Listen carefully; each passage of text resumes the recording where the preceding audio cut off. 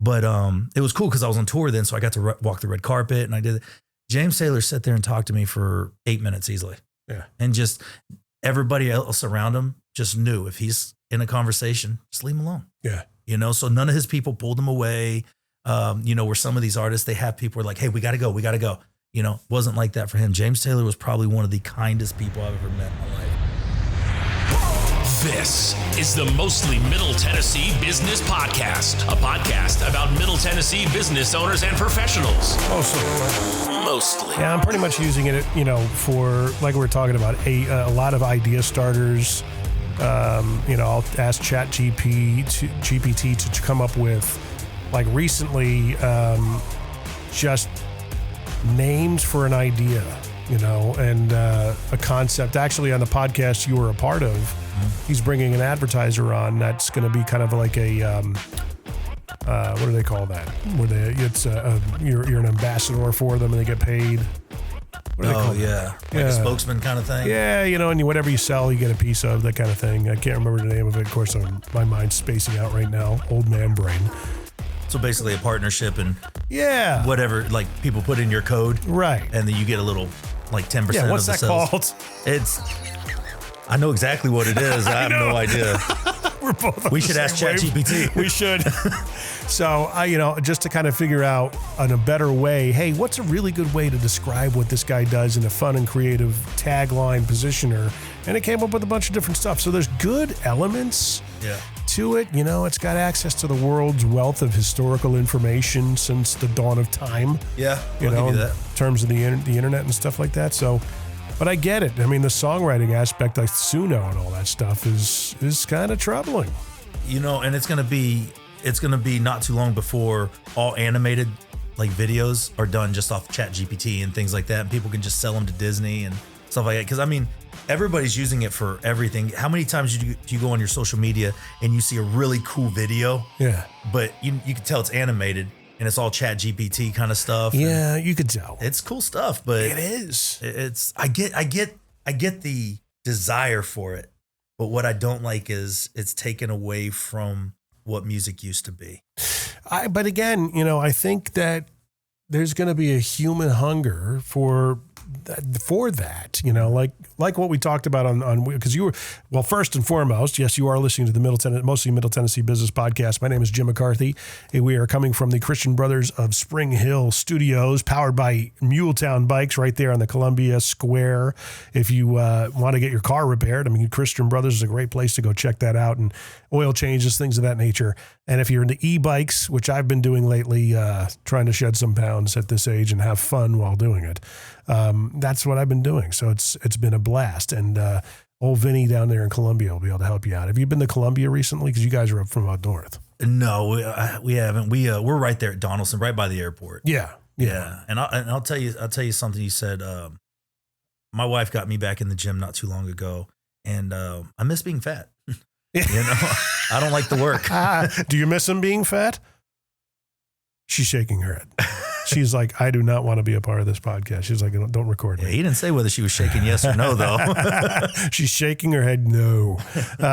So my guest today is Jared Rogers. We met on another podcast that I produced called Circling the Drain with Jay Harper and Johnny Bozeman, Johnny B, from those times. You remember him from the Phil Valentine show here in town. Both cool cats, man. Really? It was a really good time because, you know, and it's like, as soon as you sat down, you were just like, cajoling me about being I'm stripping cars and stuff like that. That's what we're doing. Well, it's because you were over there on the computer the whole time and you were like looking stuff. And every time you hit the enter, I was like, he just bought that car. He just bought that car. Yep. Let's get it to the chop shop in the back. It's going to be fantastic. We got the OnlyFans studio upstairs, you know. It wasn't even upstairs. It was right here. You walk in and there's a couch in the living area. There's not a TV. There's no chairs, just one couch. And I was like, okay, I see what's going on here. I thought I got duped. I was like, what am I here for? Where's Ashton Kutcher with the camera crew? Yeah, exactly, man. Where am I going to start seeing one of the Impractical Jokers? Oh, man. We're very chaotically organized here, you know. Yeah, no, that's a great way to put it. That's a great way. And then you walk into this room and everything's like Van Halen and Marvel, and there's Jesus. Yes. Yeah. That is actually a drawing that my daughter did of Jim Caviezel's Passion of the Christ. That's fantastic. Yeah, she drew that for me. Because I think he's one of the most, dare I say, accurate portrayals of Christ. Not that we have any sort of basis of comparison. Yeah, right. It feels right, when you see him in that role. It does. I have a hard time with movies with subtitles. Yeah. Because I'm focusing on the words and I'm missing the action parts. And you don't watch TV with subtitles in general? That's what we're doing. My wife and I do that. I try not to unless I'm just making up my own story. Yeah. If I make up my own story, it's fantastic. Like the old Kung Fu movies, I just come up with my own dialogue and it's fantastic. I was like, he totally saved the day. But like some drug dealer. It's like, who's really the antagonist in the Karate Kid? Is it Danny Russo? Russo. No, he was totally a dick. Like the other guy was defending himself, right? Defending his honor, and Danny Russo comes over here and he's just steals his girlfriend. What I can do. Yeah, kicks his ass. What a jerk, man! Yeah. What a jerk. I met Mr. Miyagi. Pat Morita? Yeah, I met him. I was in a Smith's grocery store, which became a Kroger's out there. Yeah, and in Las Vegas, and he walks by and just little itty bitty guy, and I'm like, oh my God. That's right. No, it's not me. It's not me. And then he's like, okay, it's me. And then he just sat there and talked to us for like 15 minutes. That's cool. He lived in a regular house down the street from me. And I lived by this guy for years, never even knew it. Did I know you lived in Vegas? Because I did. Did you? Yeah, I think we talked about that. Briefly? Yeah, I lived over on like the Charleston and Rancho area. Yeah, okay, because we were at Fort Apache and Rainbow once upon a time. Man, that's like Midtown now. Yeah. It's ridiculous. Yeah. I went out there. Pull that mic closer to you. I don't want to hear you. I went out there. Tell me what to do. I was out there. What was it? 2021 or 2, something like that. Mm-hmm. And I couldn't even find my own house. Really? Like where I lived there for 12 years, and I couldn't find where it was. Everything is different now. When did you move? We moved from there in 2007. Okay. Yeah. So my mom, her husband passed away, and we just wanted to get out of there, So for those of you listening, my guest today is Jared Rogers. I don't know if I mentioned it before. Basically met you on the Circling the Drain podcast, and we instantly hit it off. I don't know if we talked about maybe doing dinner or something after this, but you got soccer stuff, so tryouts. At another date we could figure that out. But yeah, definitely. It's one of those things where just a really vivacious guest and talked about, just your opinions on AI and how it's affecting songwriting. Because a lot of what you're doing, you're similar to what I'm doing. You're more musical. I'm a drummer, so I'm not a musician. You have the musicality of it with songwriting and stuff, which has never been a strength of mine. But I got to admit, I've toyed around with Suno. You know what I mean? But getting back to Vegas real quick, because we're, rabbit holes. Sure. I moved in 2005. I was there from 2001 to 2005. Okay. And I worked for the CBS radio group out there with KLUC, Extreme Radio, KXNT, and those guys. Oh, nice. And it's similar. I mean, 2020, actually last year, I went back for the first time in 2021. And it's like, okay, yeah, I can leave now. I'm good. Honestly, we drove up the strip one time, and you remember back in the day, they had North Las Vegas and like all the cool places. The Mafia was all there and things like that. And you would drive up the strip, and it was just magical. Yeah. Now it's just like, it feels like it's on top of you. It does. Doesn't it feel that way? It's suffocating. Yeah. It's like suffocating. Everything's right on top of you, like Times Square. And there's too much. Yeah. But I did hear they're bringing back the pirate show at Treasure Island. I did hear that as well. Yeah. So I'm excited about that. But they got rid of the volcano at Mandalay Bay. Right. Well, Mandalay Bay, they're tearing down. Yeah. No. It's not Mandalay Bay. It's the Mirage. They're tearing down the Mirage. It is the Mirage. Yeah. Mandalay Bay's over there with the Bellagio. They're in the south side. Yeah. And, but yeah, dude, that sucks, man.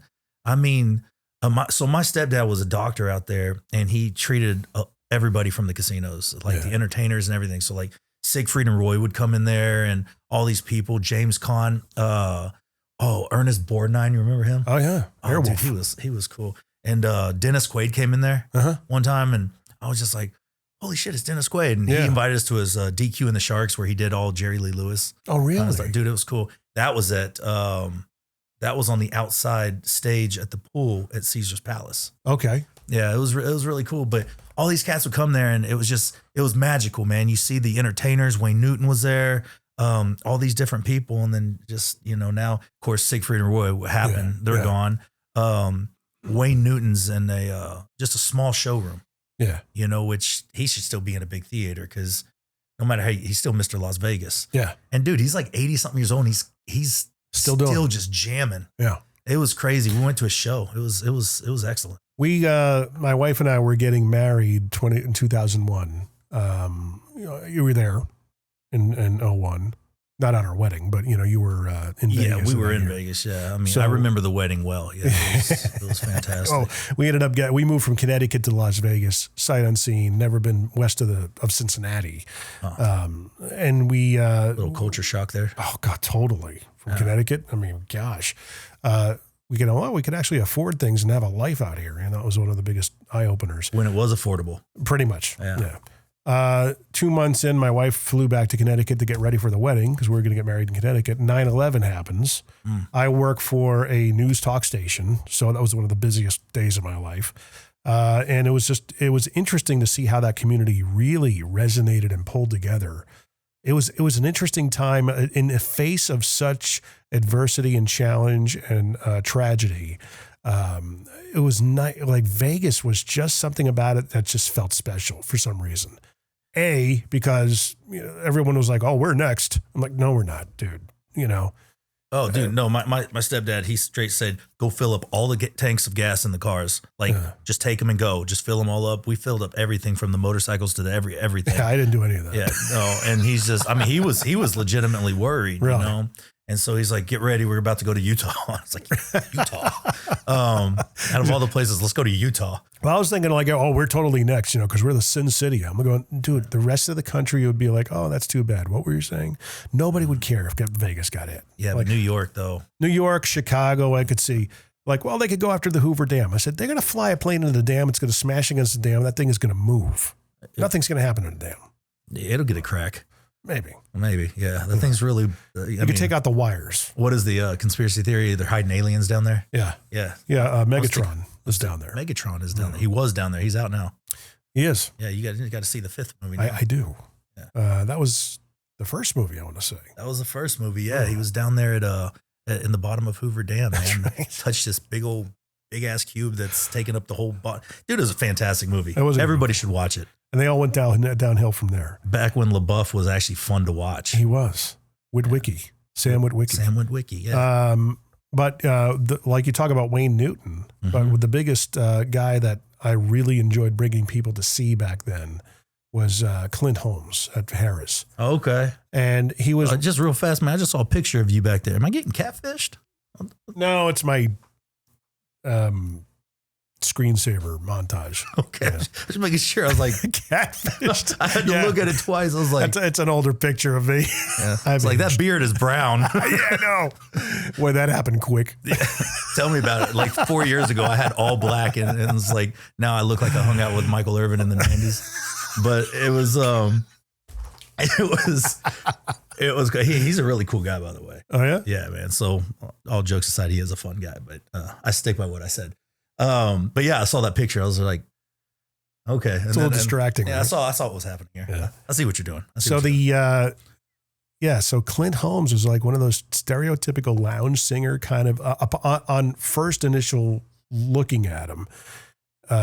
Again, my wife and I were there for 2 months, and he always had like every picture of him was with the bleached teeth. He almost had like the, kind of the veneers, yeah. And he was like a lounge singer kind of feel to him. Mm-hmm. And we had gotten tickets to see him and a burlesque show before she took off to go back to Connecticut to plan our wedding. You had me at burlesque. Yeah, that was an interesting story. So Friday we went to go see him. After kind of like, laughing about it, like how good can he be? We got front row tickets next to people who we were eavesdropping, listening to them talk to each other before the show started. And the lady was talking about, it was like her 7th time seeing him. And my wife and I are like going, okay, bunch of losers. It's like 7 times really late. Wow. Until the show started. Dude, he melted our faces. Yeah. I think we saw him 9 times in 4 years. I say the best show I saw He was in Vegas. unbelievable. Did you ever go to the O Show? Yes. Well, we did that recently for a convention. We did that in 2024. That show, hands down, is one of the most fantastic shows I've ever seen. You remember the ongoing joke about that show? Which one? The inside joke, at least in the radio station, is you know why they call it O? Is because when you go to buy tickets, your reaction is O. Well, because tickets back then were monstrously expensive for that show. This is back when my stepdad was alive, so we got free tickets. Yeah. So I didn't get the I didn't have to do the O factor because we got free tickets. I was like, cool, but we were like on the 3rd row, and they bring this guy up this ladder that's, how tall is that thing, man? It has to be like 3 or 4 stories. It easily, and they make you feel like he's part of the audience. Yeah. And so they pull him up there and they're making him climb the ladder, and he's like showing like he's scared. He get up there and they just toss him off. And I was just like, that was the coolest thing in the world. This guy's dead. He's got to be dead. And of course, he was part of the show, so that kind of sucked. But then you go do that again, but without the water. Yeah, exactly, man. Because you know there's that floor that comes up. Yeah, right? I'm like, bring the floor up. Come on, man. Let's see a real splash. But and then David Copperfield, man. Never saw him, dude. This dude was literally flying over me. Yeah, and I'm like, how's he doing that? We saw the guy Lance Burton. We saw at the Monte Carlo. Oh, Lance Burton was excellent. Yeah. He was good. And then Celine Dion. I saw Celine Dion a couple of times. We saw her at the dress rehearsal when they opened up the Coliseum. My wife was working for that casino group at the Hilton, and she won a lottery where they were able to get everybody in for it was like the second or first night before officially opening. We saw it was great. Dude, it was she's amazing. Flawless. Oh yeah. Like I couldn't even find a note she hit wrong. Mm-hmm. You know, it's just that's somebody who's probably very much against AI. Yeah, you know, and all these artists are really starting to we were talking this morning about Oprah Winfrey and somebody else who was my wife was looking at Instagram, and she doesn't look at it all that often unless my kids send her something, and she might do a little doom scrolling, but she came across some videos that were using the likeness of celebrities. And she goes, and even her radar went off, like something about this is off. Yeah. And she knew it was AI produced and generated. So a lot of these people, I think, are going to get into the copywriting of their image, likeness, and voice. Oh, they're going to have to. I've already thought about it. I thought about it. Not even anybody. Me too. But I'm like, if you do it now, it's probably the least expensive. Yeah, unless they see me coming in here and being on casting couch. Or buying a car. They were buying a car from you. Just like, your tags are in the mail. But yeah, no, the AI's, but I think we talked about this last time, man, is the part that I don't like is, and your buddy, when I was listening to you edit before, said it the best, is people who are not musically anything are just putting a song in a app, and they're coming out with a full song. They're uploading it to Spotify or whatever, and they're making a little bit of money on it. And if that, and I mean, like, there's this one girl, and she's on my Facebook, man. This drives me nuts. She created an entire AI superstar, and she's pushing her out there. But and she's like, it's coming soon. And I was like, oh, where are you guys going to be playing? And I asked that on purpose. Yeah. Because I was like, where are you guys going to be playing? Because I know the answer. And she's like, oh, soon. Yeah. I was like, what are you going to do when people start wanting to meet this person? Yeah. What are you going to do when people want to like interview this person?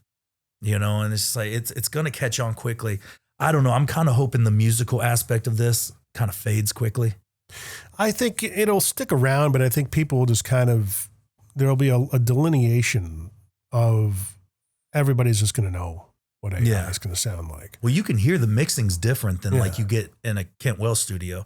The sound of the mastering's different. And my buddy Kevin Willis, he did the mixing and mastering on my stuff, and he works with Kent on all his stuff. And he said, man, you can hear the different tones of the way it is. It's almost too good. Yeah. And everything's just too perfect. I think people are going to start craving imperfection. 100%. If you're in the business like you are, you're recording, you're putting yourself out there, even getting off the Pro Tools grid, take the clicks away, make it line of sight cues of the guys in the studio, that real human feel that we had in the 60s, 70s, and 80s. Yeah. We just watched Ray, the movie. Oh, yeah. The other night. Jamie Foxx. Yeah. And it's like, that was real talent. You know, they glued his eyes shut. I could see that. Yeah. And he asked him to, so he couldn't.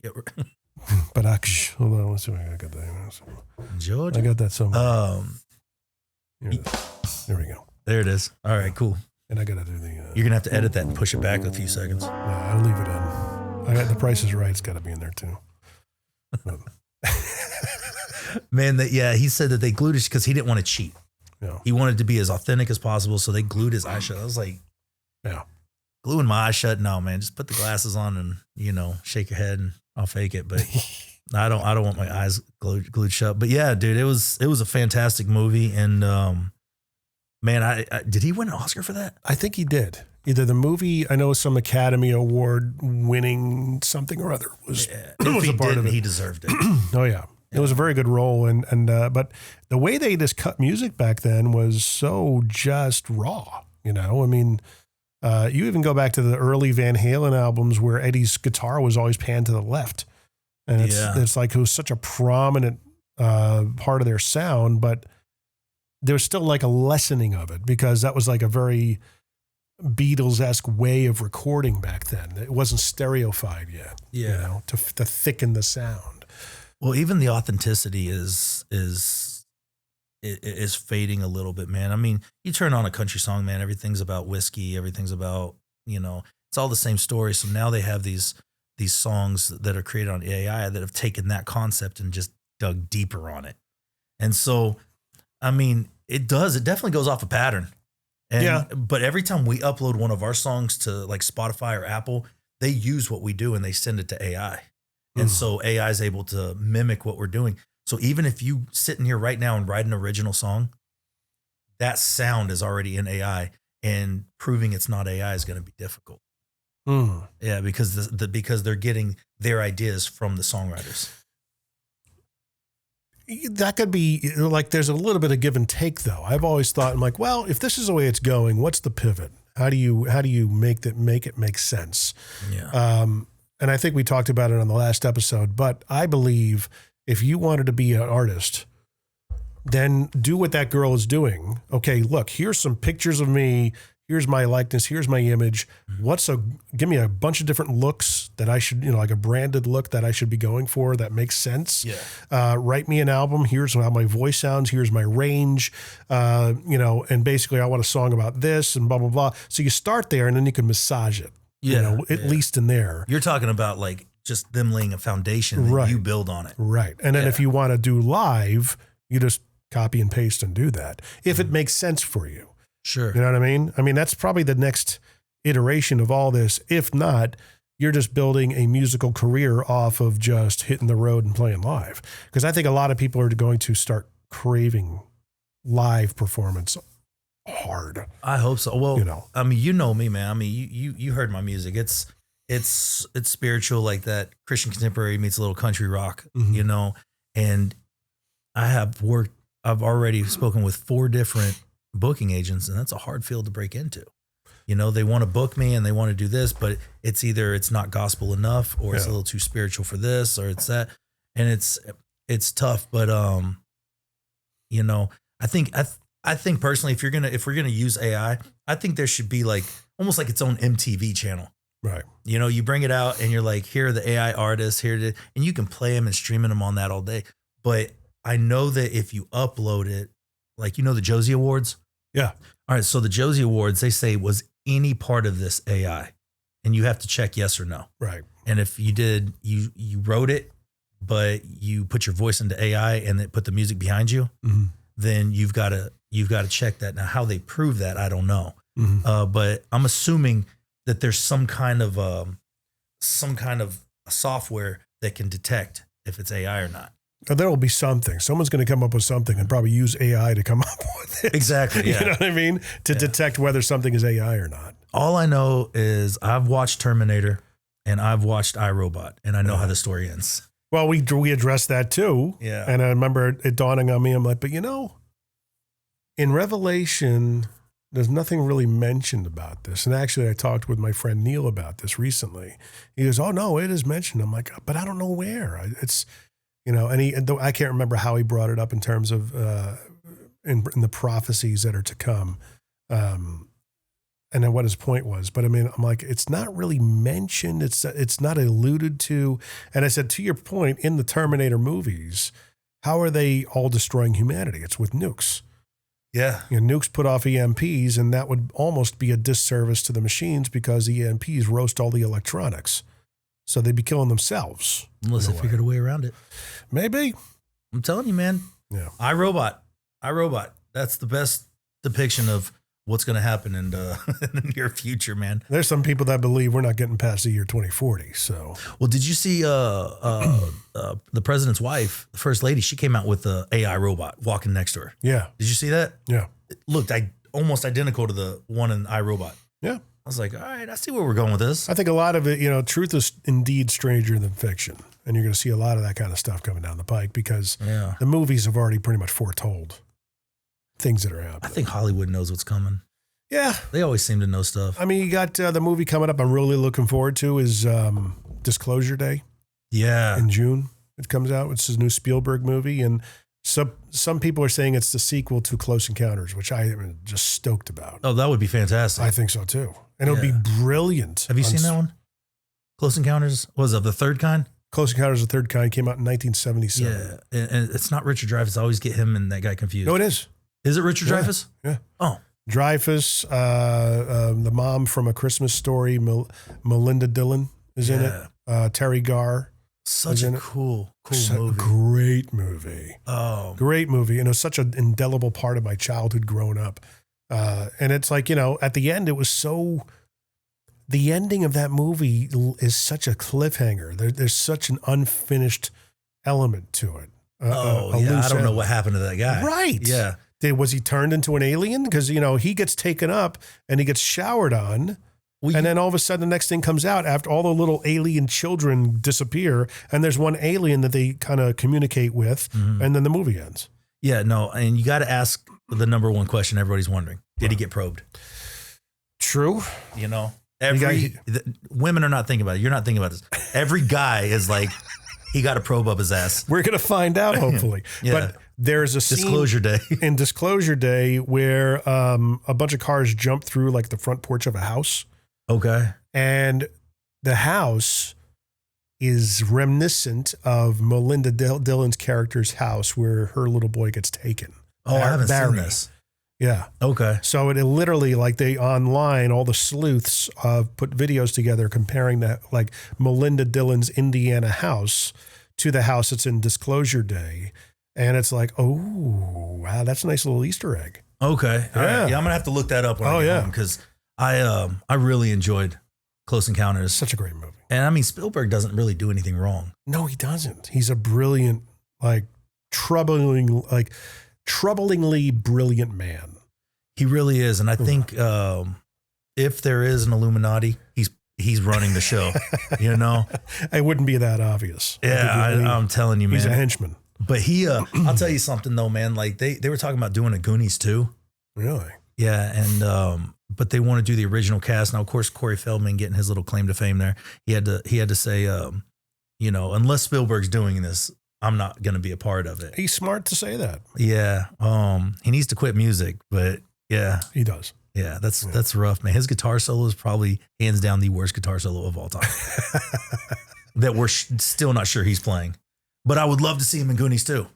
But he's speaking of Illuminati, he's one of the first people to speak out on the Hollywood machine and everything he went through. And everyone thought he was nuts. Yeah. It's like he's being vindicated. And now all that stuff's coming to light. Totally. But I guess the biggest question somebody asked him said, why are you sitting here talking to me about it, not the cops? And I always thought like when you were old enough and you're like, okay, I don't have to worry about these guys, hurting me. Like, why didn't you go to the cops? Why didn't you speak out? Yeah, I was always curious. And I mean, I'm sure he has his reasons. Yeah. I'm just curious what it was because that dude's bonkers, man. That dude's bonkers, but I can't stop clicking on his videos. Yeah. I send her 30 videos a week on Corey Feldman.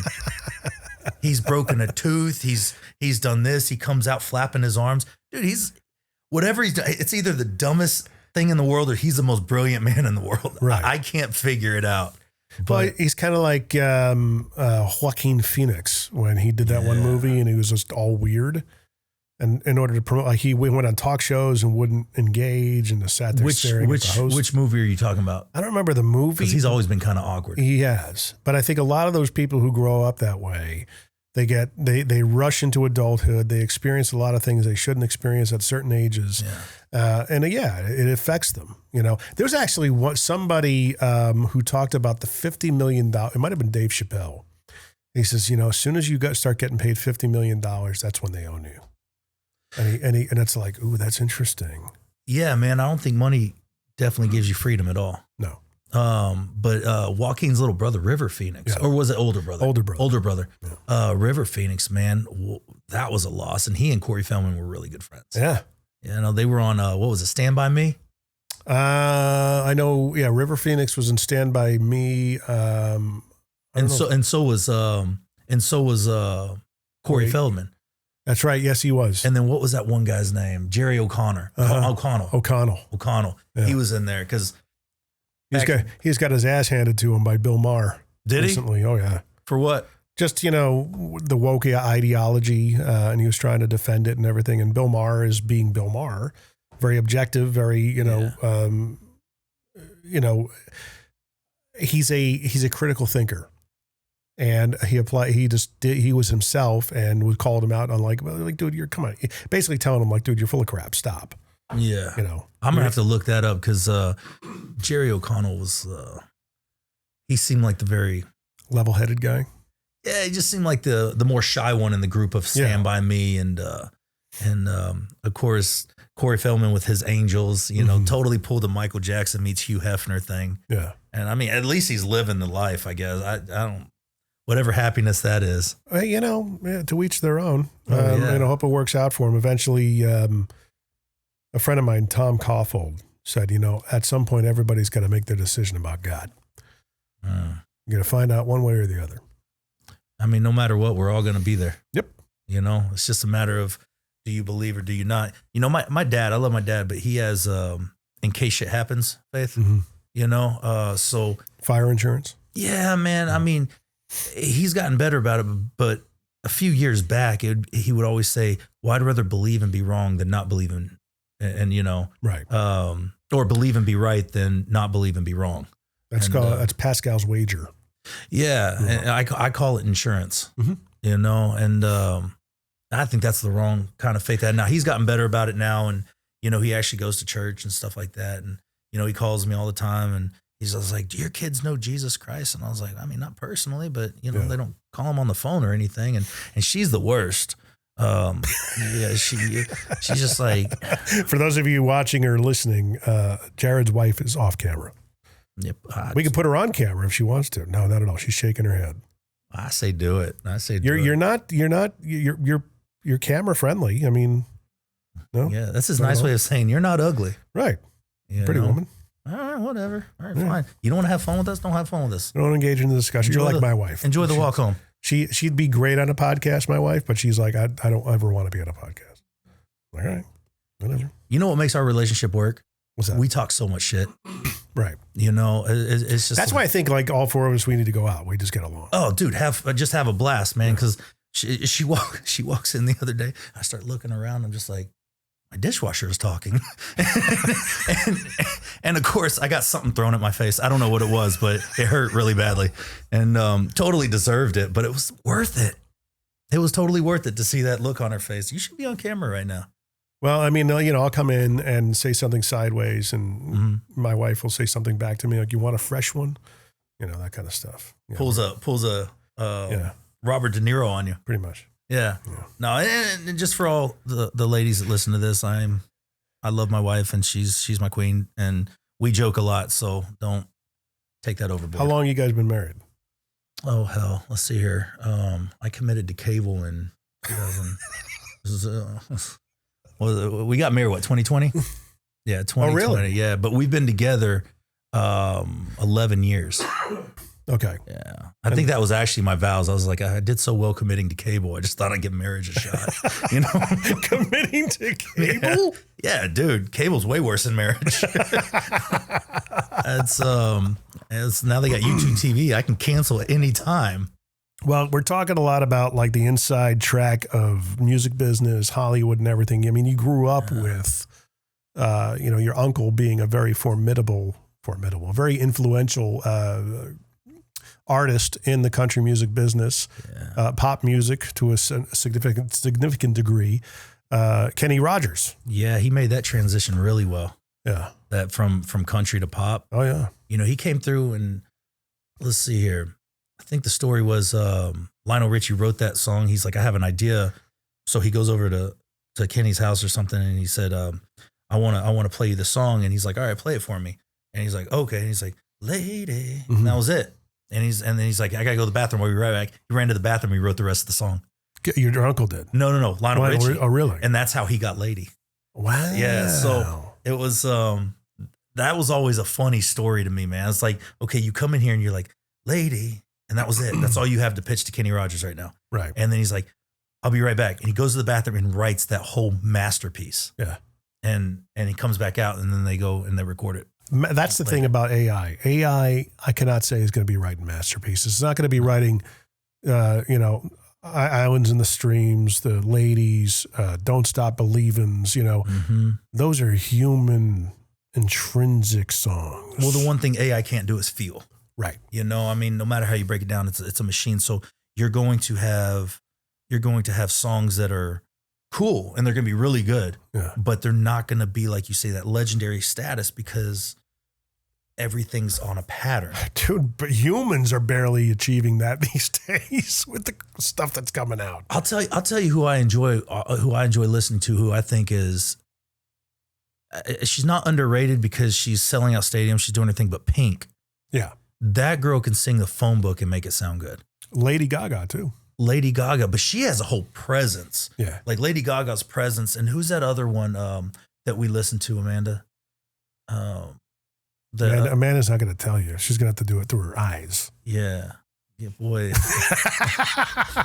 Dude, her eyes are burning my soul right now. It's like, why are you addressing me right now? Yeah, just talking to the mic. Who's that one artist? I'm going to get her. But going back to Celine Dion, man, you had those masterpieces. Yeah. Even the Titanic song, listen, man. Yeah. Every man can say, no matter what, that's a great song. Yeah. That wasn't a song. That was a great story song. That was just the music was there. And then, of course, it went to a great movie. Who was James Cameron, right? Yeah. Yeah. So I don't think AI is going to be able to pull that kind of thing off.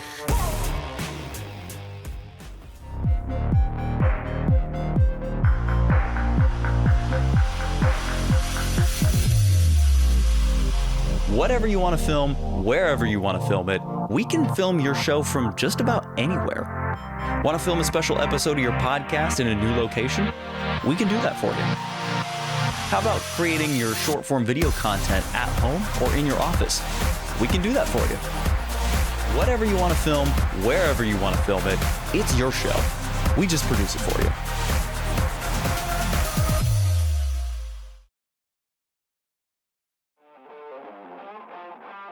I mean, it's really fun for the people that want to play out hypothetical scenarios between, DC and Marvel characters. You see a lot of that.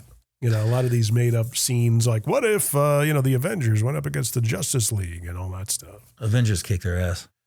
I would say so. I mean, unless Batman's like 100% in. Batman he's just a killer. I mean, Batman is the equivalent of Iron Man. It's the same kind of scenario. Yeah, Thor and Superman, but you got Wonder Woman, who could probably take on Cap. Because who would Wonder Woman take on, man? Well, I mean, her match would be Cap because they're both kind of super soldier-esque. Yeah, I guess so. Yeah, I guess so. I'd have my money on Wonder Woman. Wonder Woman is formidable. Yeah. She got that Amazonian, something about her, that je ne sais quoi, that quality that is not human enhancement. Yeah. It's almost, there's a demigod aspect of her. She and Loki might be a good match. Oh, there you go. Yeah, that would be a good one. Yeah. Doctor Strange, maybe. Doctor Strange was cool, man. Yeah.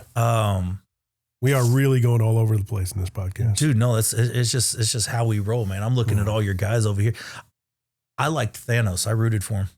You know, and we talked about this the other day. We have a lot of morning meetings here before we get the day started. And that came up. I said, you know, they did a really good job of making you feel and cheer for Thanos. Oh, yeah. Dude, I wanted Thanos. Like, I was just like, oh my God, he's going to wipe out half the population across the universe. But he could articulate it, make sense out of it. Exactly. He's like, in the world will look so much better. And the universe will be looked at with a grateful people, you know? A grateful universe. Yeah. And and I was just like, damn, that was deep. It's a simple calculus, little one. But you know, nobody ever brought up the fact, be like, okay, dude, you could do anything with this gauntlet, right? Mm-hmm. Yeah. Why don't you just triple the resources? I mean, if we want to be lazy about it, sure. I mean, you know, we gotta have a villain. Right. We gotta have a villain. So, I mean, AI is our villain. Yeah. It kind of is. Yeah. I think a lot of the next generation coming up, my kids, your kids were probably are thinking the same way. They're not big fans of AI at all. It's a threat to them. You know, my kids are on Roblox and things like that. And, you know, I don't even think they've tapped into an AI thing. You know, I mean, we had a Mario Kart challenge last night. Oh, really? So they don't even know Chat GPT. And so maybe this is just this generation thing right now. How old are your kids? Let's see here. 14, 10, 8, 9. Sorry, he just turned 9. 6 and 4. So relatively young. Yeah. Now I'll tell you something funny though. I have one with cerebral palsy, and he's hilarious. Mm. He's a smart ass and a half. Definitely did not get that from me. And so he goes into his if I tell the story wrong, just get in the mic and correct it. I'll get her. But anyways, he goes into there because they're sizing him up for a new walker. Mm-hmm. And he's standing there and he's like, I want a purple one. And I'm paraphrasing here. And they goes, we don't have purple. We only have red and blue. Well, my 4-year-old looks at this guy like he's a jackass and says, well, just mix the colors and give me purple. Mm-hmm. And he goes, okay, but we only have the red and the blue right now. Seriously. Yeah. And so he goes, well, because his is blue now. He goes, well, my blue one doesn't fit anymore, which is why you're here. So I guess give me the red one. And I was like, dude, you just got bullied by a 4-year-old.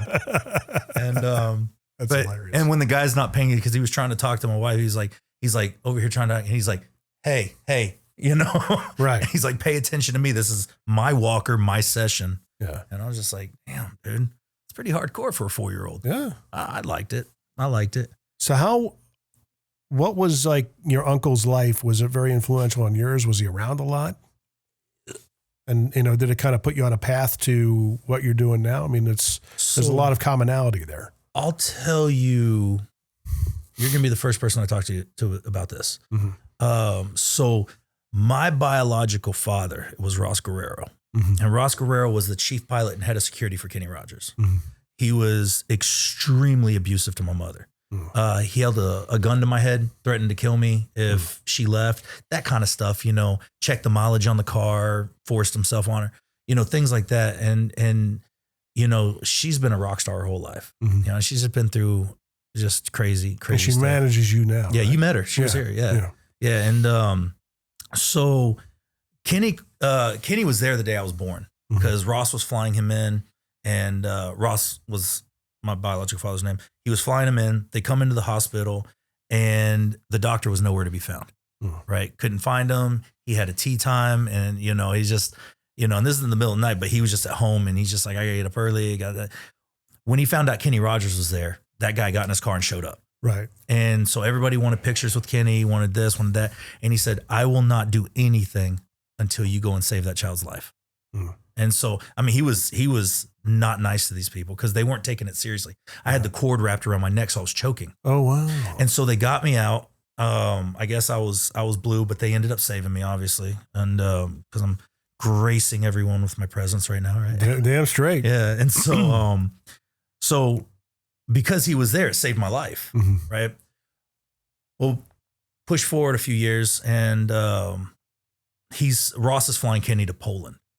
And in Poland, when you fly there, you've got to leave, and you fly in on a private jet, you've got to quarantine your jet for like 14 days.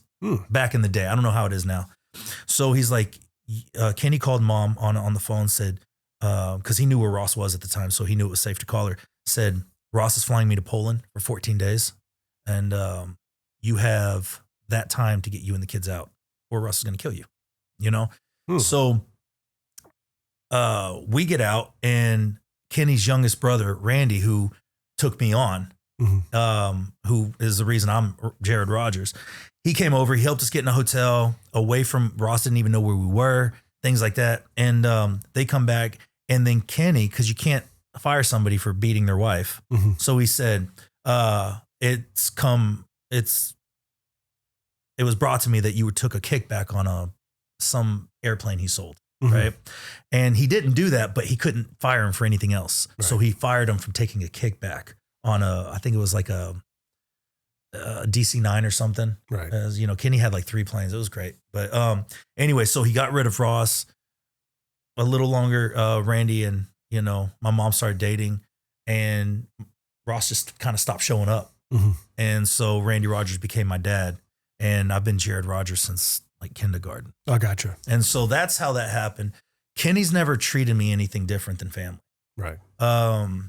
There's been a few people that are like, oh, he's mad because you use his name and stuff like that. But Kenny's like, I've never once said that. You know, he's like, you know, he always said, I love you. You're my nephew. You're my brother's son. And he always did that. And every time I go to his concerts, he would throw me the first tambourine. And, you know, I never felt like anything less than a Rogers.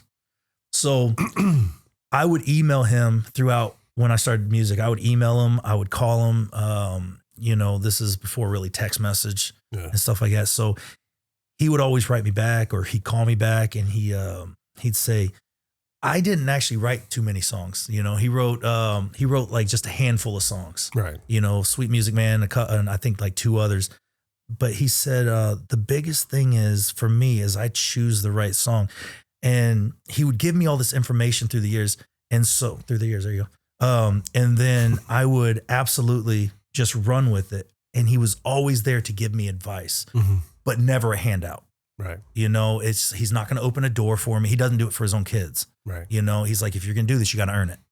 So, but his song choice and the way he presented himself and the storytelling and even behind the scenes lessons were always inspirational to me. So he had a huge hand in who I became as a storyteller. And because your dad, I mean, story songs were his game, man. That was his jam. And telling the story was his thing. Like, you know, that was Kenny's gift, man, is making everybody from the front row to the back row feel like they were in his living room and they were just singing to him. You know, or he was singing to them. And, you know, so that was always cool. But watching how he interacted with the crowd, he'd always pick out like one dude and just pick on him the entire show. He's like, I know you don't want to be here. I'll give you $10 for every song that you can pick of mine that was a hit. And of course, every song he sang was a hit. But anyway, so the guy would walk out with $100 and he's like, I'm not above buying fans, you know? Right. So, I mean, he'd make it fun. And so I learned that aspect from him too, how to bring the audience in to have fun with them. Yeah. And so I usually pick on a lot of people just because I'm an asshole, but you know, he would pick on that. Amanda's nodding her head. Yeah. So yeah. Tell me how you feel, babe. Okay. I tried. We'll get her. We'll get her. Yeah. We'll get her. But yeah, so, you know, he had a huge influence on me, and he was always super cool about it too. Yeah. You know, but I never asked him for anything either. You know, he probably appreciated that. I think so.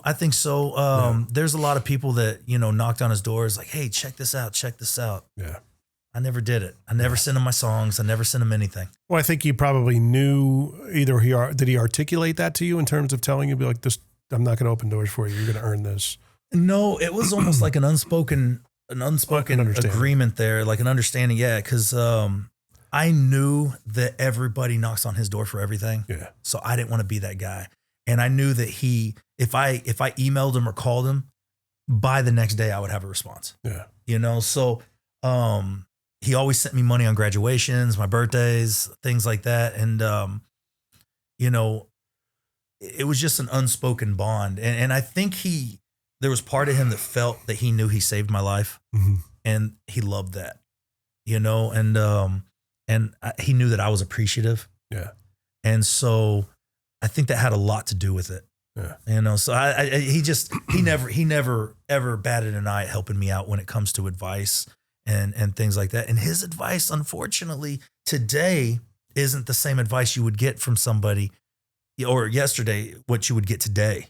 You know, it would, like, if Kenny were still alive and he were to give you advice today, it would have been different from what he told me then, because the game's changed so much. Oh, so much. Yeah. So I saw that when you're trying not to yawn and it's in your nose. Oh my God, that's the worst. It's been a long day. Yeah, dude. I'm very engaged in the conversation. No, I saw you editing and I was just like, I was exhausted watching it. He's just like, I almost got it cut. Nope. I got it. Why is this not working? I had my protein shake and a soda and a bag of pretzels today. That's all I've ate. I had 3 bites of nachos and I was like, I totally don't want diarrhea on the podcast.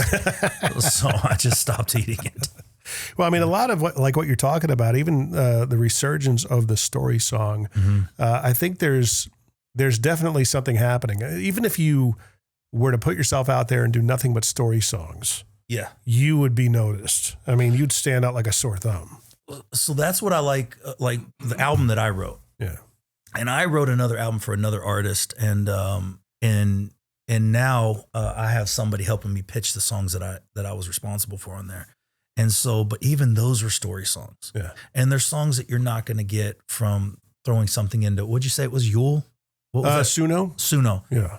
Yeah. And I mean, like, I have a friend who did, I can see it now because on there, and I thought that was the name of the album at first, but it says Suno at the top. Yeah. And I was like, is that the name of the album? Is that the name of your artist? Yeah. You know?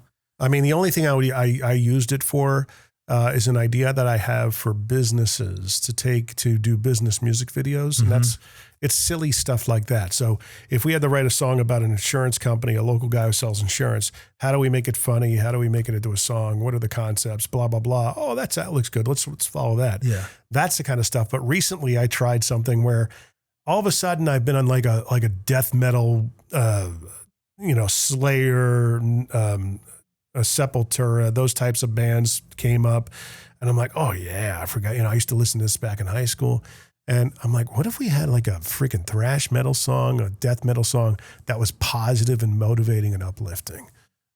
Yeah, no, I'm paying attention. You just had like a black spider come down from the ceiling. Oh, did I? Yeah. Oh, cool. It dropped somewhere over there. I'm just making sure it's not coming near me. The lights and everything kind of.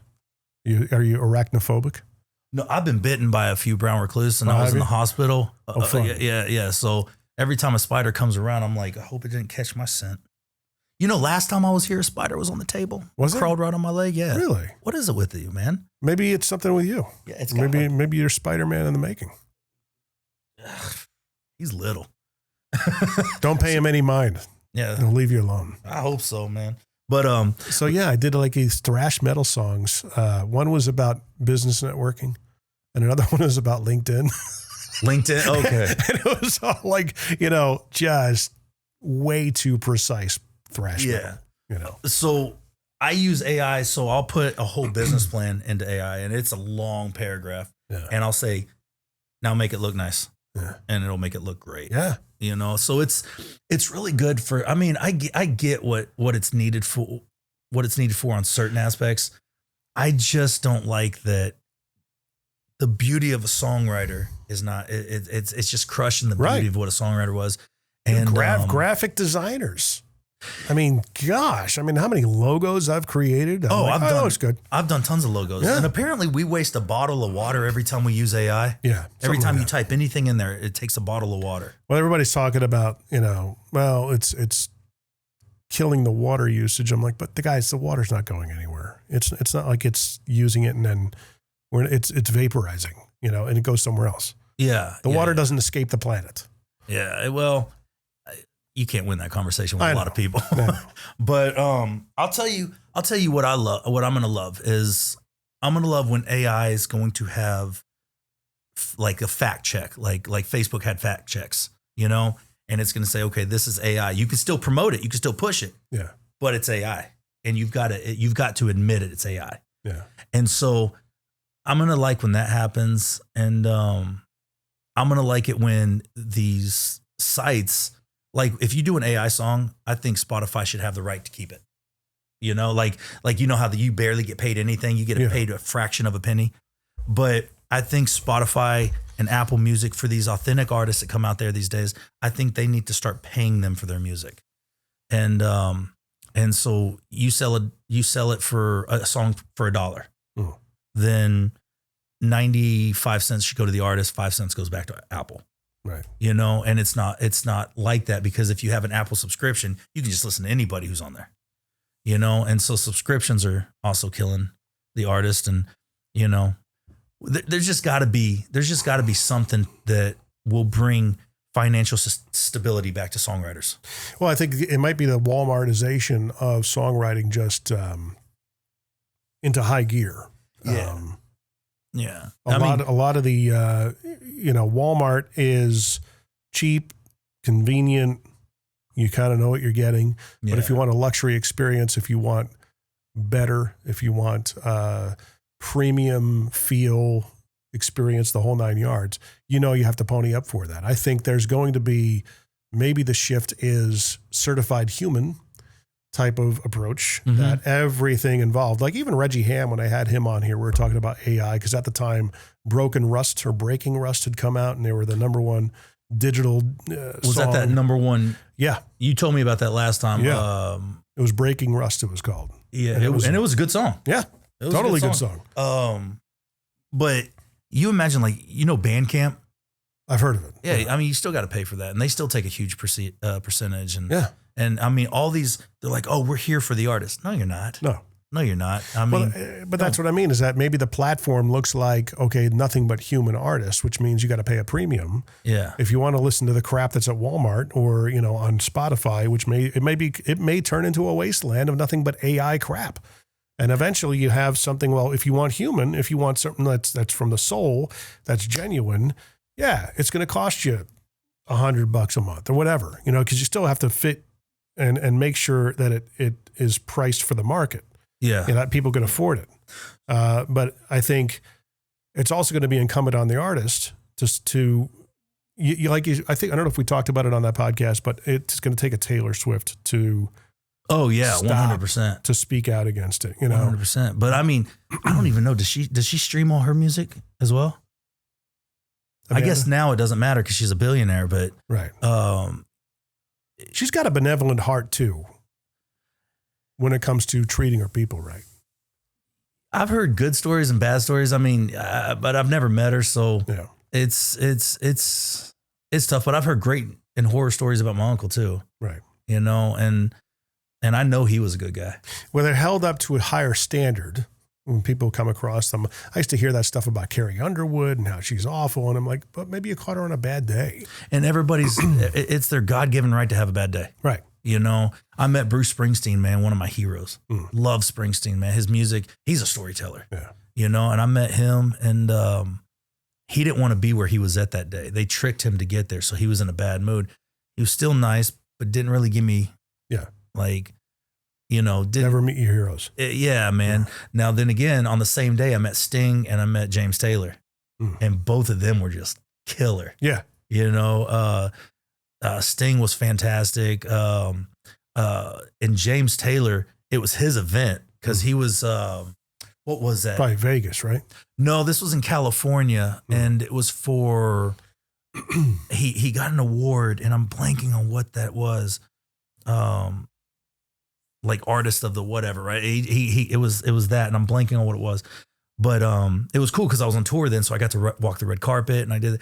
James Taylor sat there and talked to me for 8 minutes easily. Yeah. And just everybody else around him just knew if he's in a conversation, just leave him alone. Yeah. So none of his people pulled him away. Where some of these artists, they have people who are like, hey, we got to go. Wasn't like that for him. James Taylor was probably one of the kindest people I've ever met in my life. That's what I hear about, like Jim Caviezel. Again, Passion of the Christ. Yeah, sure. He came in and did a couple of interviews on the station I used to work for here. And they say when he talks to you, he gives you all of his attention. I heard that about Mel Gibson, who was responsible for that movie too. And that makes a difference when people, you don't feel like you're being blown off. You know? Yeah, I mean, I've been like pushed to the side a few times when celebrities come through and they walk through and they think they're cooler than everybody else. And, Totally. And then you have the people that'll sit there and shake hands. Like who's that new artist that I'm Youngblood? You heard of him? Mm-mm. Youngblood, he's more of a rock artist, but dude, he loves his fans. Yeah. Loves them. And I mean, the more people come up and talk to him, the happier he is. Yeah. And I respect the hell out of that. Well, the fans are so much more, or the artist is so much more accessible to the fans these days, especially upcoming artists. My son is into this artist named Glaive, and we went to go see him out in Atlanta. And here's the funny thing. You talk about certified human and AI and all this other stuff. Here's a guy who packed the house at a local Atlanta club. Probably it had to be 1,500 people in the club, jammed to the walls. Yeah. As the dad, I'm just at the bar hanging out and having a beer, literally getting up on stage, no band, no nothing, singing karaoke, essentially his own songs. Yeah. And I'm like, all right, this is what floats your boat. And then everybody knew afterwards to wait around, and he came out and met everybody, took pictures and hung out for about an hour and a half. My son got to meet him and take pictures and talk to him. And I went up to him. I mean, his kid is 19. Mm-hmm. I said, hey, as somebody who's been in an ancillary part of the industry on the outside through radio, I appreciate what you're doing. That's cool. Yeah. I said, because this is going to go a long way for you. And I'm sure it will. Yeah. I'm sure it will. And his music's getting better. I mean, at first it's like, my son would play, isn't this great? I'm like, it's god awful. Did he make this in his bedroom? But as he's developing as an artist, he's like, he's kind of got a country song. I'm like, really? Play it. So he puts it on and I'm like, hey, that's a train beat country song. Yeah. Cool. Good for him. Man, I'm enjoying some really good artists right now. My wife got me into what's that group called? What was that again? I can't hear you. We can't hear you. Say it in the mic because my headphones are on. We gotta try and get you. What was it called? Say it in the mic. Yeah. Sleep Token. Okay. Sleep Token. Yeah. Did you get her? I think so. All right, good. Maybe. All right. So, but then we went to the Bad Omens concert, which is kind of a similar kind of a vibe. And, dude, they come up after the show. They come out and they start throwing off drumsticks and cymbals. And you got to be careful throwing those cymbals. Yeah, no kidding. But, yay. Oh my gosh. Now my fingers are gone. Yeah. Look what I got. So they were really cool and they appreciate, and I think they were on their first stadium tour, weren't they? Or something like that. Were they? Yeah, I think so. Yeah. Swing that mic around. Yeah, swing. No? Yeah. What's your favorite song? But yeah, no, it was cool, man. They came out and they were cool with their fans.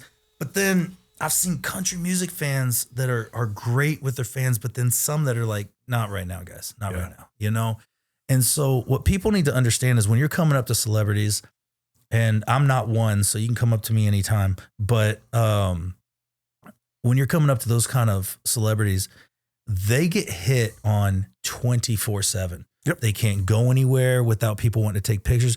So if they have an off day, don't judge them for it. Just understand that could have you may have just got them on the off day, and I'm sure they're sorry that you got them on that day, but they're entitled to just go see a movie too. Yeah. Just like the rest of us. So, but most of them are pretty cool. They'll be like, yeah, before the show starts, they'll take pictures or something like that. And then they'll go in there and but when they're sitting down with their family, just leave them be. Yeah. I mean, just like you wouldn't want anybody coming up to your table if you're sitting there with your son or something. And cause you just never know what they're going through that day. Yeah. So if you go up and you say hello and they're nice, great for you. But if they're like, hey guys, just not right now, just respect it. Okay. So anybody listening, you know how you sit at a restaurant and the waiter comes over, the waiter or waitress or server, if you will, comes over and asks you if you need anything. And like you're in the middle of a conversation, it's really disrupting when that happens, right? I hate waiters. No, that's not what I'm saying. But, when that happens, imagine that happening constantly. Oh yeah. That's almost similar. And I love waiters, by the way. I used to be one. But yeah, no, it definitely is, man. It's just like you've had a lot of business meetings and you're sitting there and they come up every 2 seconds and they're like, hey, are you guys okay? You need anything? And it's cool because they're doing their job. Yeah, it throws you off though. But it does, because then you're stopping your meeting. But as much as you appreciate that, when you're like, hey, just give us 5 minutes, you're not being rude. You're just saying, hey, just give me 5 minutes. Yeah. So yeah, it is. It's a similar concept. And, everybody and their mothers have bad days. Yeah. So if you're allowed to have yours, then Taylor Swift's allowed to have hers. Yep.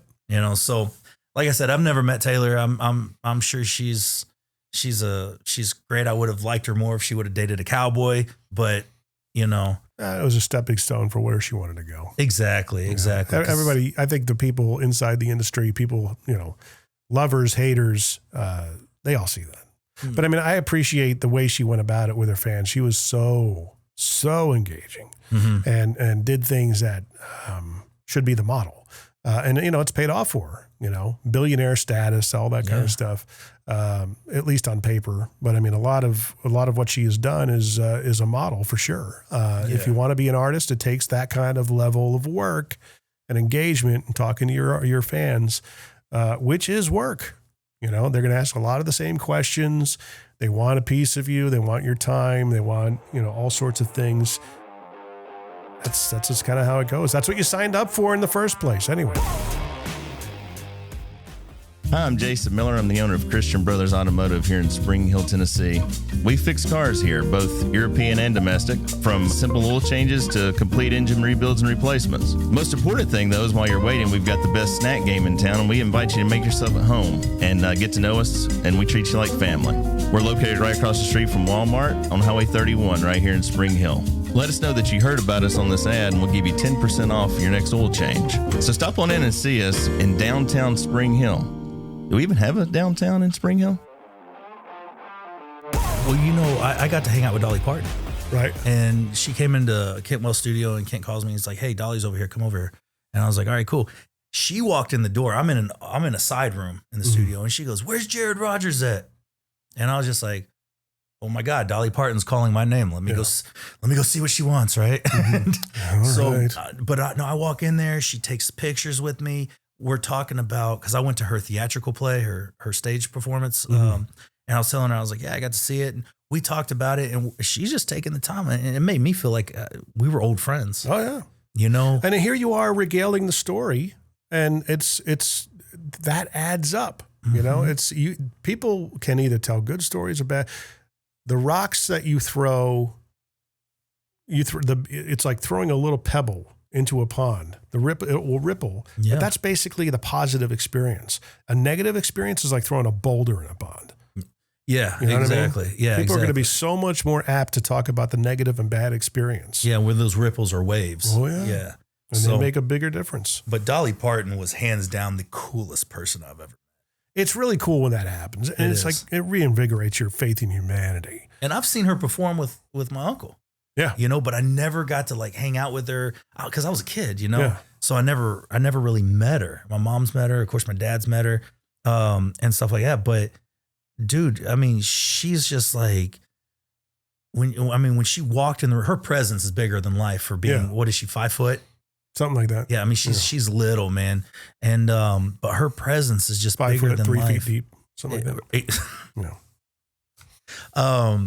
Yeah, and I mean, so I have Kenny Rogers' first guitar. It's an old Gibson, I think L series or something. But anyway, she signed it. That's cool. Yeah. So, and she was happy to do it, and you could tell like it was a little emotional for her, because I mean, she and Kenny had a long history, and so it was really cool for her. And she's just like, oh yeah, I'll sign this because Kenny would have wanted me to. We had on the Circling the Drain podcast, we just had Larry Stewart on from Restless Heart. Oh yeah. And I got into this habit of asking whenever I get in front of people who are on the artist level, tell me something like, what's a music that is a guilty pleasure? Like, are you like a closet like Anthrax fan? And like, you could talk about it and people would be like, oh, that's cool. Yeah. Like to me, it's like NSYNC or Backstreet Boys. That's like I've always liked their music. You may not have wanted to put that on air. I've said it before. I don't know. It doesn't matter. It's making the same mistake, huh? But I asked him. I'm like, dude, are you? He's like, do I look like an Anthrax fan? I'm like, no. Well, that'll be the funny part about it, you know. Yeah. I mean, so I mean, I'll ask you that. I mean, what's your background and everything is evident, but what's something that would really surprise people to find out about you? Oh man, that's a good question. Because I like all music. I'm notorious from going from classical music to, turning on Metallica. Right. I can see you're a Metallica guy. Oh, I love Metallica, man. Anything come to your mind? Anything come to mind? Amanda? I'm struggling here. Little Einstein. We heard Little her. Einstein. Oh, that's a TV show. My kid. I'll start walking up the hallway. Little Einsteins. Yeah. I know. Yeah. Man, I got to be honest with you, man. I guess if I had a guilty pleasure, and it's not even that bad of one, Alanis Morissette was pretty badass. Yeah, that was a great album. Yeah, she was pretty bad. Jewel, Mm-hmm. That kind of vibe, but she's a storyteller too. So And she is. I love No Doubt. Mm-hmm. So you're a big 90s guy. 90s was great. You see, that's people were like, Y2K, the planes are going to fall, everything. No, just music went to shit. Oh, dude, the 80s, come on. We had a hole in the ozone layer. We were going to be nuked at any minute. I mean, come on. That's what we grew up with. Dude, the 90s and before Yeah. is the genre of music. But even 90s country was great. I guess, man, if I really had to say guilty pleasure, I'm thinking really hard here. Hey, man, see, I think they're all great, man. I'm gonna go with Alanis Morissette, man. That's like, I'm sure a lot of guys don't just say like, it's like Stewie Griffin. That was my 96 and my 97 or whatever. But I was in a cover band back in the mid-90s. Not a tribute band, but we did play Alanis Morissette back when she was, Jagged Little Pill came out. So mid-90s, I was in my 20s, and that was a fun song to play. Because you had to mimic the loop in the beginning. Well, she's still selling out like huge arenas and stadiums off of that one album. And I love the fact that she's gotten thick. Yeah. Dude. That's sexy. Yeah. I mean, she's a mom and she owns it. Love it. Dude, no, she's awesome. Fantastic. And Jewel. Mm-hmm.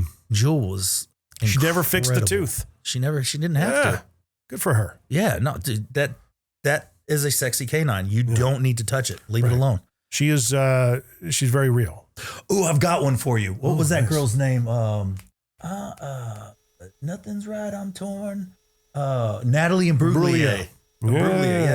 Yeah. Every time that comes on at Kroger, I'm all about it, man. I'm dancing up and down the aisle. I'm just like, give me my milk. I'm over here. I'm just, putting the cereal in the basket and I'm just shaking my ass. I just think that was a great song. I'll go back to music in the 90s that I graduated with, like 91, 92. The Humpty Dance will come on and I'll be like, oh gosh. I mean, I hated that song. They used to put that song on at the roller skating ring. I bet they did. Yeah, the rink. Yeah. And they did that. And then what's that? The Humpty Dance is the dance. Do the hump. What was that train song? That Drops of Jupiter. No, not the band Train. It was like it was like an actual about the train. We used to roller skate to it. Oh gosh, I don't know. I can hear it, but I can't. Like I couldn't tell you. I keep on thinking of like at the car wash. That was a good roller. That was song. a good one too. But you got to roller skate backwards for that one. Yeah. Yeah, you got to do some Snoop Dogg. I didn't do much of that growing up. We had Rollerland. We did that, and then this movie called Airborne came out, and it was just like a C movie at best. But Jack Black was in it. Right, you're really young. Oh, dude, he was young, and I remember when that came out, and then it was just like when Fast and the Furious came out, and everybody thought they could drift. It's just like we put on rollerblades and we started jumping like speed bumps. We got like 2 inches off the ground, but we thought we were flying. Oh, dude, that was like with the case with Breakin'. When that movie came out, everyone thought they were breakdancers. Oh my God, yeah.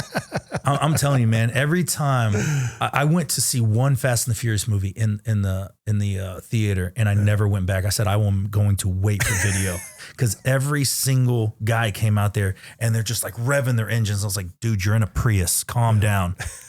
So your Toyota Camry has nothing to do with that. Yeah. Like when you see a Prius drifting, you're like, this movie has way too much control. Yeah. You know, so I don't think I've ever watched one of those movies front to start to finish. So the first one was good. And then all of a sudden they went from street thugs to super spots. And I never understood it. It's like they're driving a Honda in space. Yeah. And I'm like, what the It's like Sharknado kind of thing. It just got ridiculous. Let's not dog on Sharknado, okay? That's one of the... Is that a guilty pleasure? No, what's movie-wise, there's this new movie. I just found it recently, and I'm sure you know what it is. It's called Monster Mash. It's newer, right? And it's with Michael Madsen. Yeah. And dude, I can't stop watching it. It's a horrible movie, but I love it. It was just like, it's anything like that. Any kind of B movie. You know, I love those B movies. They help me sleep. Yeah. You know, but yeah, I'm on that. So that's probably Monster Mash right now is my guilty pleasure for movies. We watched, what was that? Oh my God, this woman right here. This is okay. We're going to get divorced after this. So she decided, was it you that told me to watch them? Okay. She's like, you have to watch Twilight. Hands down, had me sold. It's going to be the greatest vampire werewolf movie of all time. Oh my God, get an attorney. So this was the worst vampire movie of all time. The first one? All of them. And it became a thing. So she has she has me on film and I'm sitting there like this. I'm like, and I'm just sitting there like curious, like what the hell just happened? And then all of a sudden I'll just yell at the screen, what the are you doing? You know, what is this? You know, it was the worst. It was the worst. And it had such potential to be great. Well, the books, it was semi-accurate to the books. And you're looking at me like, did you actually read the books? So the story behind that, my wife was pregnant with our son. Okay. And she was just, reading books and stuff like that. And a friend of ours gave us this book called Twilight. And Courtney was reading it. And she put it down to go look at it. And I pick it up and I read the synopsis. And I'm like, not bad. And at the end, it said, and Edward is a vampire. And I'm looking at my wife going, are you flipping serious right now? You're reading freaking vampire romance novels? She was like, it's not bad. It's, I'm like, all right. And doing the Mr. Roper look to the camera like. So the whole movie is about, is like literally this girl who's intrigued with this guy. Yeah. She's got a crush on him. The whole time I think she smells like shit because he keeps covering his nose. And then all of a sudden he's just like, you've got to get away from me. Next scene, I can't be without you. Next scene, you've got to leave. I can't do this to you. Next scene, let's get married. Next scene, no. It's just like, God bless, man. Well, here I am making fun of it. And then I pick it up, hooked. I was like reading the last They book. got you too. Yeah. They got you. She was in the hospital giving birth to my son. We were going through labor and everything. And she's like, don't tell me what happens. I'm like, I won't. I was reading the book and I would give it to her. And yeah, I got sucked in. Yeah. And the movies, yes. The first movie was like, okay, they didn't have much of a budget. They're putting their toe in the water. It's, they're trying to figure it out. You can see the little thing that they're running on to make it look like they're running faster, whatever. You can kind of see the cables and the production value got better. But it did follow the story. But the acting still sucked. Yeah. I was... She's not exactly a stellar actress to begin with. Well, it's just like, I get anxiety watching her. Yeah. And I get it. I think she suffers from anxiety or something. But, don't put it in the movie. It's just like... It was one of the biggest franchises ever. I know, man. And I don't get it. Now, Harry Potter, I'm a huge fan of. I never got into that. I couldn't get it. I'm like, okay, that's okay. So you'll watch Twilight, but you won't watch Harry Potter. I'm not going to watch Twilight like passionately. I'm not going to go back. If a movie is good, I'll go back and watch it like 15 times. Yeah, that's my measure of a good movie. I've seen Harry Potter 100. Marvel stuff. I've seen Infinity War probably 45 times. Easy. I probably could recite every line. Endgame, probably watched it 10 or 12, maybe 15 times. And that's like Marvel putting out movies, especially at post Endgame. There are movies I've watched once and I'll never watch them again. Now, have you watched the animated movies? No. Okay. So the animated movies suck for Marvel. Right. DC's actual live action movies, I think, are not good. But they're DC animated struggles. movies. Oh, they struggle big time. Yeah. but their animated movies are phenomenal. DC didn't struggle though with the Superman franchise with Henry Cavill. And it's like, what are you doing? Why are you rebooting it? Stop. He was a good guy. It's a good character. Even Brandon Routh, when they made Superman Returns, was a good character. It was a good characterization of the Reeve era because he almost looked like him. Yeah. But Henry Cavill was a good, like, realistic, darker Superman. 100%. And I thought he played a great Clark Kent. Totally. Like Ben Affleck. Yeah. Like to me. Didn't buy Ben Affleck at first. I did not like the concept. But then I watched him. Okay, I like him. Now, Michael Keaton is still Batman to me. Yeah. You know, Christian Bale did a great job. But you see, I can't take Christian Bale serious with his mouth. He played Gore, too, the God Butcher. Yeah. No, he did good on that. Yeah. But like, I would say my top two Batmans would have been Michael Keaton, number one, Kilmer, second. Yeah. You know, I wish Kilmer would have come back for 4. I think it would have been better. Well, Michael Keaton made a cameo in The Flash. Yeah. Yeah. As old Bruce Wayne. Yep. Yeah. And there was a rumor going around that he's going to come back as old man Bruce Wayne because there was an animated movie that was about him and he took on a new Robin that was, and I forget which Robin that was, but you know, there was like 3 or 4 Robins. I like the when they, like, at least with the Batman Begins Dark Knight trilogy, there was realism. Like, okay, this is how it could conceivably go down. Like he's owning all the different toys and everything are military origin. Yeah. You know, Fox. Right. Yeah. You know, and that I'm like, okay, that makes sense. Where it gets away from the kitsch of the 60s Batman to realism in the current age of like, okay, it got a little ridiculous. So he's like, well, I'm dressing up as a bat and fighting people. It's like, okay. Well, I'll tell you why it worked for me for Batman 1 and then Batman Returns is because Tim Burton had control of it. Right. You know, and then Danny Elfman was doing the music and Michael Keaton came on, Michelle Pfeiffer, who's one of the hottest women alive. Yeah. You know, especially back then. And what's her name? Vicky Vale, who played, what was it? Kim Basinger. Yes. Yeah. Yes. God bless. That movie was so huge. I mean, I remember that. I mean, if I don't, you remind me, when were you born? 82. Yeah. So that movie came out when you were 7? Yeah, it came out, what, 89? 89. Yeah. Yeah. So and that was huge. Yeah. I mean, and that was just a good decade for movies as well. Cause like, what was it? 92, 93, Tim Burton started releasing, Nightmare Before Christmas. Yeah. And then you just had Tim Burton, to me, is one of the greatest directors of all time.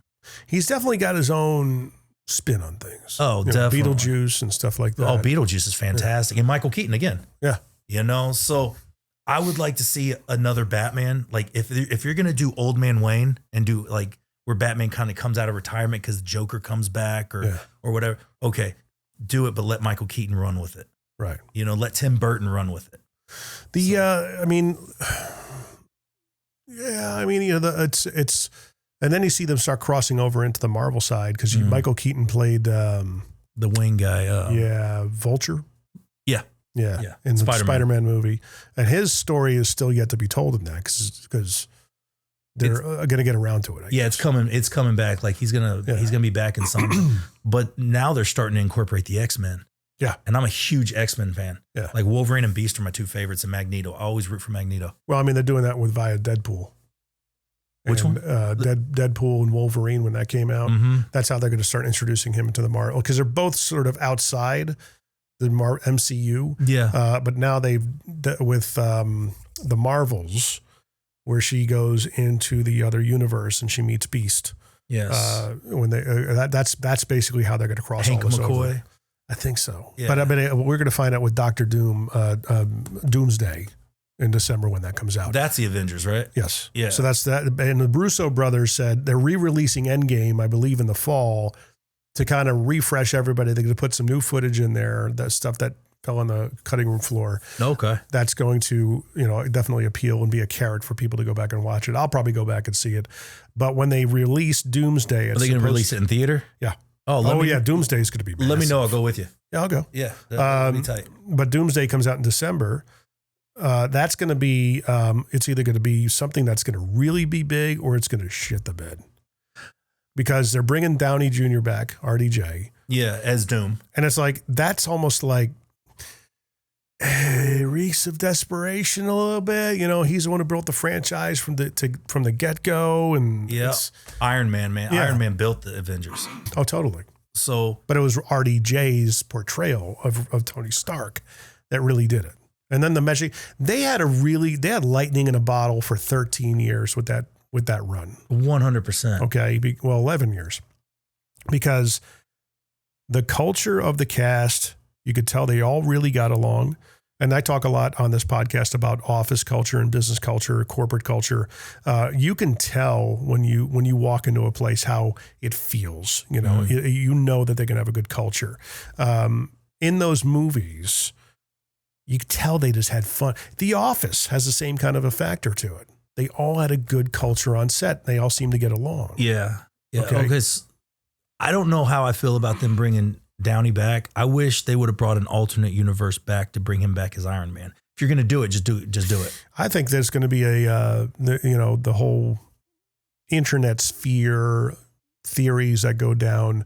You might see a Tom Cruise version of Iron Man. Which would be interesting. They were tickling that idea for a minute. Yeah. But I would love to see the X-Men. Like, they were supposed to reboot those movies. Yeah. You know, they were supposed to reboot 1, 2, and 3 because they suck so bad. Right. Right. And so I would like to see Beast. I would like to see Archangel. I would like to see Magneto and the Achilles heel they have in this are the Fantastic Four. They cannot get that franchise right for movies. Did the movie not do good? Last one? Shit the bed. Because I know that as soon as it went out to theater, it was on Disney real quick. Oh yeah. And I watched it. It was okay. It was okay. Again, I watched it once, have no compulsion to go back and watch it again. None. I think they should stop trying to make that an actual movie itself and more just incorporate the characters in other movies. I think that's the way to do that. And then once they start picking up momentum, then release something. But yeah, who directed that? I don't know. It wasn't. I used to really be into this stuff. I was never a comic book guy growing up. Yeah. And I used to, I got so into it. We, on a whim, I was like arm's length, very a fan of all the Marvel stuff. Like, oh yeah, look at that. You know, the Avengers come out. I'm like, oh, hey, look, they all came together. Cool. I had no idea that's what the comics did. The source material did. Yeah. And then Ultron came out, Age of Ultron. It was kind of like the first pass through was like, okay, I have no idea what to make of that, but cool. It was fun to watch. Infinity War comes out. And my wife's like, hey, you want to go see that movie Infinity War with the kids? Oh, yeah, this new Avengers movie. She goes, yeah, I'm sure, why not? Dude, by the end of that movie, I was hooked because it was Empire Strikes Back all over again. 100%, yeah. It left you on a down note. Mm-hmm. And I was like, oh, this is great. Yeah. And we had to go back and watch all the movies to fill in the holes. So now on Disney Plus, you can get in there and it'll give you the whole timeline. Yeah. And you just start on the left and just work your way to the right. Yeah, and 60 hours later, you're done. Exactly. I did that with Star Wars. Like my kids and I, we did it with Star Wars. We started on the left and we went all the way. And we went through the animated series and we went through everything and we got through it. And I was just like. Star Wars lost me about when we watched Obi-Wan Kenobi. I was like, okay, I'm just done. That took a while to get into. That could have been a movie. Yeah. They should have just done. Some of these shows need to just be movies and cut out the bullshit. The Eternals should have been a series. It was way too much to pack in. What's the other one that was on Netflix that was like a superhero thing with The Boys? Josh? That's Amazon. What's his name? Josh Duhamel or Josh? Duhamel. Yeah. Jupiter Rising. Oh, okay. That should have been a movie and not a series because it tanked. You know, it didn't do good. And so there's a little bit of fatigue with superhero movies now too, I think. There definitely is. Yeah. Now, I saw a movie and it was Batman and Ninja Turtles teamed up and it was an animated movie. I would love to see that, like live action. I would love to see that because I was all about the Ninja Turtles. Well, circling back around, I think the AI aspect is going to, especially with the fan fiction type of stuff, it's going to start really, you're seeing interesting collaborations and theoretical, hypothetical scenarios with the characters of DC and, you know, what if Wonder Woman took on Wolverine, that kind of thing. Yeah, and Blade's coming out. Blade is coming out. Which people always said the Black Panther was the first. Like, it wasn't. No, it was Blade. Blade was the first, like, black superhero. How do we not talk about Spider-Man? I mean, you know, the Spider-Man No Way Home. I used to have a podcast. I still do. We just haven't done a podcast episode in a while. It's called Capes and Hammers. And one of the last episodes we did was talking about No Way Home and how one of the guys on the podcast was a seasoned encyclopedia of comic book knowledge. And he basically talked about, he says, look, I'm just saying that, everyone's speculating that Andrew Garfield and Toby are going to make an appearance in this movie. He's like, they've been denying it all along. I said, of course they have. Sure. That's the, the magic trick. That's how you dangle the carrot. Yeah. And it's so funny because when we went to go see that movie, they come into I think the second act starts after Aunt May dies. Mm-hmm. And so when she died, I think it's maybe an hour and 10 minutes into the movie. So I had to go to the bathroom. And that very next flipping scene is when they make their appearance. Yeah. And I come back in, like I'm sitting there going to the bathroom and I hear like the reaction. And I'm like, son of a bitch, what did I miss? Are you serious? That's the same reaction you probably did when in the Deadpool versus Wolverine.